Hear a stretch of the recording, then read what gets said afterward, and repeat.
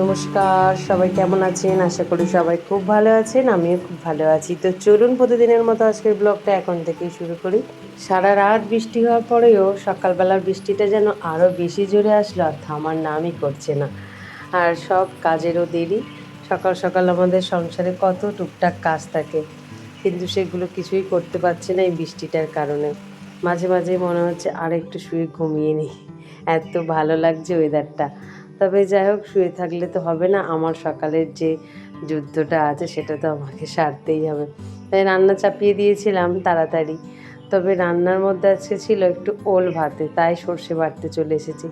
আজকে একটু সবজি ভাতই রান্না করছি, একটু ওল ভাতে, একটু কাঁকড়া ভাজা আর একটু চিচিঙের চচ্চড়ি। সাথে ডাল তো অবশ্যই আছে, ডিম ভাজা, ডিম সিদ্ধ।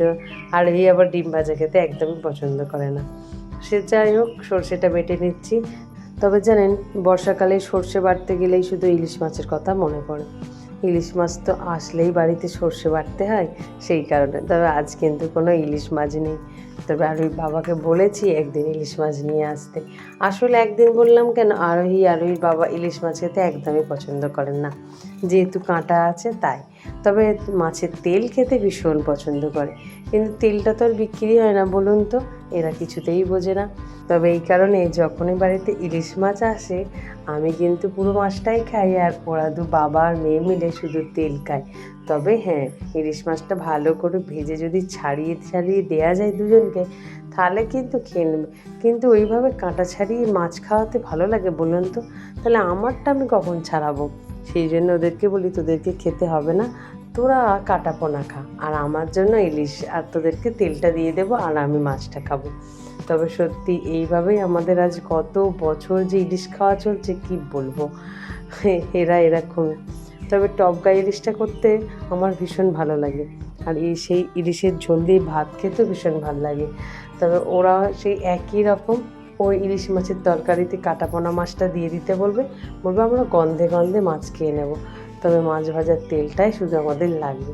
ওরা দুজনেই কেউ পছন্দ করে না, কী জানি আমার ছেলে আবার কী খায়। যাই হোক, চলুন একটু আরোহীর বাবার জন্য ডিম ভেজে দিলাম, কারণ উনি ডিম প্রিয়সী মানুষ তাই। আর এমনিও খুব চিন্তায় আছি, এত বৃষ্টির মধ্যে একটাও মাছওয়ালা আসেনি। আজ তো ডিম দিয়ে সারলাম, কালকে কী হবে কে জানে। তবে এত বৃষ্টিতে আমি কাকাকে যেতেও বলতে পারছি না যে একটু আমার মাছ বাজারটা করে এনে দাও। আর গতকাল তো এতই বৃষ্টি হয়েছিল, আর বাড়িতে কাজকর্ম ছিল, আর এর বাবা তো বেরোতেই পারেনি, তাই এই সপ্তাহের মাছটাও তোলা হয়নি। চলুন ভাতটা আমি রেডি করে দিই, বাদ বাকি তরকারিপত্র আমার আগেই হয়ে গিয়েছিল। তবে ভুল করে ফেললাম। যাই হোক, চলুন এগুলো সাজিয়ে নিই, তারপরে ওল ভাতেটা একদম নিচের ভাতের সাথে দিয়ে দেব। এই যে চিচিঙে চচ্চড়ি, কাঁকড়া ভাজা, এরকম সবজি ভাত খেতে কিন্তু গরম গরম বেশ ভালোই লাগে। কিন্তু এত সকালে রান্না কি আর গরম থাকবে? সেই দুপুর 12টা-1টার সময় তখন কিন্তু শুধু ডালটুকুনেই গরম করা সম্ভব হয়, তাই ডালটুকুনি গরম করে আমাদেরকে খেতে হয়। তবে আরোহীর বাবা তো সেটাও হয় না, ওই ঠান্ডায় খায়। তবে ডাল ভাতে একটু লেবু না হলে আবার যেন চলে না। যাই হোক, চলুন মোটামুটি আমার রেডি হয়ে গেছে এদিকে। এবারে ঢাকাটা দিয়ে ওর বাবার ব্যাগটা যেটা আছে তার মধ্যে এগুলোকে সাজিয়ে গুছিয়ে তুলে দিই। পাপা, পাপা, গুড মর্নিং। এই দেখো, এই দেখো, এই দেখো। চলুন ভিডিওটা আজ এখানে শেষ করি, আগামীকাল একটি নতুন ব্লগে আবার দেখা হবে। সবাই সুস্থ থাকবেন, ভালো থাকবেন, সবাইকে ভালো রাখবেন।